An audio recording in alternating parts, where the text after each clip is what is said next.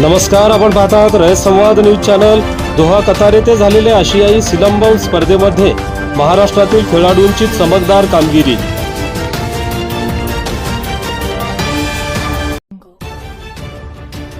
Doha Qatar येथे झालेल्या आशियाई सिलंबम स्पर्धेमध्ये महाराष्ट्रातील खेळाडूंनी चमकदार कामगिरी केली। दिनांक 27 ते 29 डिसेंबर 2024 रोजी दोहा कतार येथे झालेल्या आशियाई सिलंबम स्पर्धेमध्ये महाराष्ट्रातील खेळाडू सहभागी झाले होते। या स्पर्धेत आशिया खंडातील Malaysia, Dubai, Bharat, Sri Lanka, Singapore, Bangladesh, Qatar, Saudi Arabia या देशातील खेळाडू सहभागी झाले होते। या स्पर्धेत भारतीय संघाकडून मुलांच्या गटात सूरज बांगर 14 वर्षाखालील वयोगटात काठी फिरविणे या प्रकारामध्ये सुवर्ण पदक व काठीची लढत मध्ये रौप्य पदक मिळविले।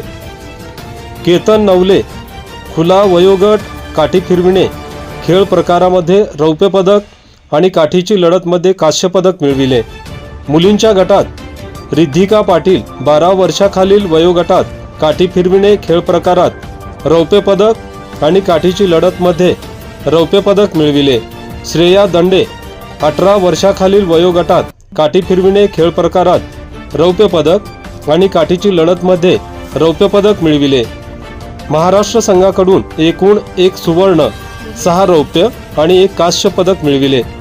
सर्व विजयी खेळाडूंसोबत मुख्य प्रशिक्षक महाराष्ट्र सिलंबम स्पोर्ट अध्यक्ष संजय बनसोडे यांनी प्रतिनिधी म्हणून कामगिरी बजावली।